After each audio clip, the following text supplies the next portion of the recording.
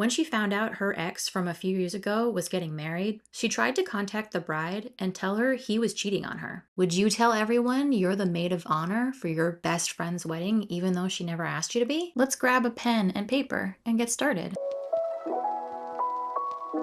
My best friend turns out to be crazy and is ruining my wedding. OP is a 27-year-old female, and her friend, who she will call Jess, is a 26-year-old female. Some background info about this girl. Let's call her Jess. At this point in her life, she's kind of a hot mess. A scalding hot mess. She's one of those people who airs everything on Facebook, who has a new love of her life every month, and a new best friend every few months. Her relationships and friendships usually end terribly, with both sides hating each other. How did I become her best friend? Well, she hasn't always been this way. She was relatively normal 5 years ago when I met her, save from the normal earliest 20s drama. But in the last 2 years, she's lost her mom to cancer and her grandpa to old age, and she doesn't have any other family. She dropped out of school and found out her boyfriend at the time was cheating on her. After the breakup, I was acting like a shoulder to cry on since she pretty much hit rock bottom. A few months later, she was telling everyone how close we were and started tagging me as her best friend. A few months ago, I got engaged.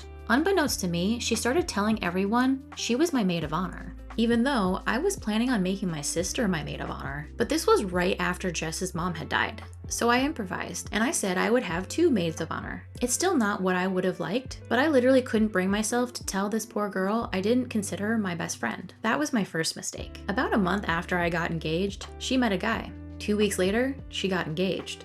A week later, she got married. A month later, she was divorced. Separated? I don't know if it's legal yet. I don't know if anything was legal. But she changed her last name and is still going by that, so I'm guessing it was legal. Ever since the divorce, my own wedding planning has become unbearable. She's constantly telling me how marriage doesn't work and love can't save a thing, etc., and criticizes how much I'm spending on my wedding when she had hers for a few $100s. Vegas wedding. It's gotten to the point where she's rude to the vendors I'm meeting with, but she gets really upset when I don't take her to the meeting since she's the maid of honor. So I'm at the point where I just want to cut her out of the wedding, like I should have done in the first place. However, when I confessed this to a mutual friend, my friend let me know to be careful because Jess can be really vindictive. When she found out her ex from a few years ago was getting married, she tried to contact the bride and tell her he was cheating on her. He wasn't. One of her last besties was fired from her job because Jess made multiple email accounts and regularly contacted customer service complaining about her. And since she knows so much information about my wedding already, I'm really terrified that she'll somehow try to sabotage it. So basically, I don't know what to do at this point. I feel like this wedding is getting away from me, but I also don't know if it'd be less painful to keep her a part of it, because it would save me all the drama. I don't know what she's capable of, so I'm really worried that she'll somehow make everything harder for me if I didn't grin and bear it. Help. So I'm gonna try and not harp on this too much because, hindsight is 2020, and the time to fix this maid of honor thing has long since passed. So please think of this as advice for other people who find themselves in a similar situation in the future. Her running around telling people that she's maid of honor tells me she's trying to test OP and see how far she can push the boundaries of this friendship. The moment OP heard that she was telling others that she was the maid of honor is when OP should have sat her down and told her that no, in fact, she was not the maid of honor. Kindly, of course. When you have to tell someone no, people usually act one of 2 ways. They either respect your request or they don't. This will tell you what kind of person they are. Personally, I don't like having friends in my life that can't handle hearing the word no. And another thing, having your sister as your maid of honor is a reasonable expectation for a wedding. Just assuming you're maid of honor because you're, quote, best friends, even though the bride never asked you to be her maid of honor, is not only unreasonable, but rude. But OP has admitted that letting the maid of honor thing slide was a mistake. You chose poorly. So the real question is, where do we go from here? Me personally, I have no patience for the sugar. So my advice is to cut her out of your wedding and your life completely. However, make a plan before you do so. We know she is vindictive, so try and create a list of things you think she could sabotage or mess up. Let everyone know what is going on. Contact all your vendors and set up a password protection for everything. But I think it was a good idea to come here, because I bet other people had some great advice in the comments. So let's take a look. Cut this girl out of your life. Do you want to be tiptoeing for the rest of your wedding planning, your marriage, and your life because this girl is vindictive? It's hella rude to nominate yourself as maid of honor, or even as an invite to the wedding. Yeesh.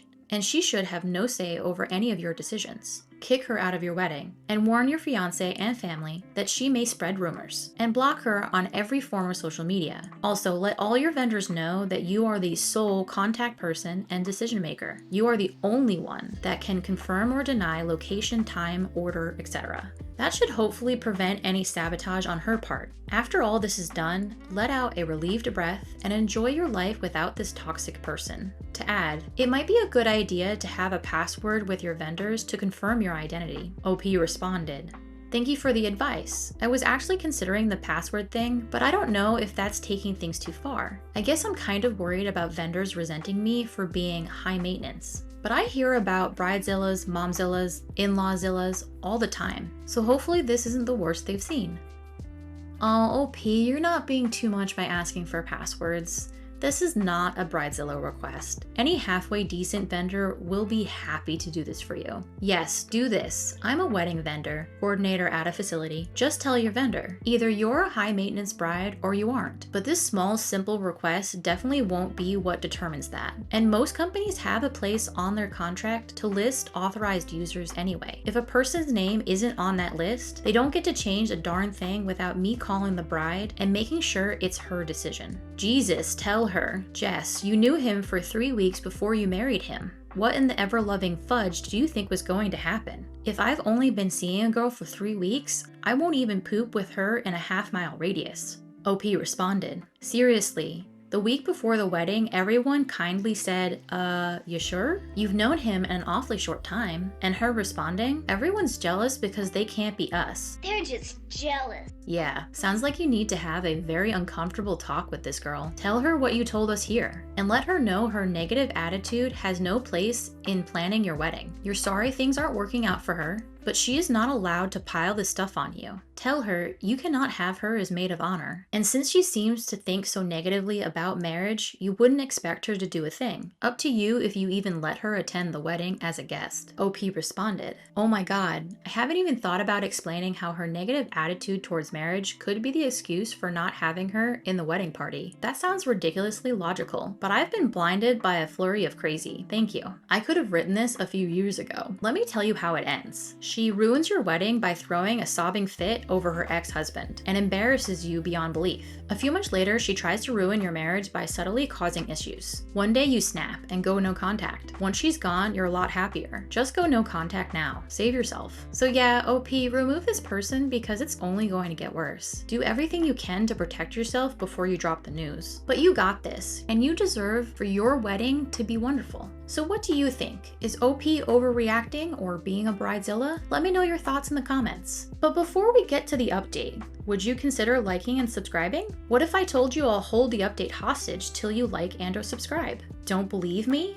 Okay, yeah, there's no way I'm not going to give you the update, but please consider liking and subscribing. Thank you, and I appreciate you guys so much. Update. Guys, this went full-blown crazy. Before I could have a conversation with Jess, she confronted me about it. Apparently, the mutual I confided in let the whole story leak, and a twisted, more dramatic version made its way back to Jess. Sugar meet fan. It was an hour or two of me trying to explain to Jess in a somewhat calm manner that I felt she had overstepped her boundaries, and it was really taking a mental toll on me while she yelled about what a terrible friend I was, and how she's tired of putting all of her faith in the wrong people, and how she's tired of trying to be her best to be a good maid of honor. I made the mistake of pointing out that I never asked her to be my maid of honor in the first place. She responded with, "Well, then I must be delusional." Yes.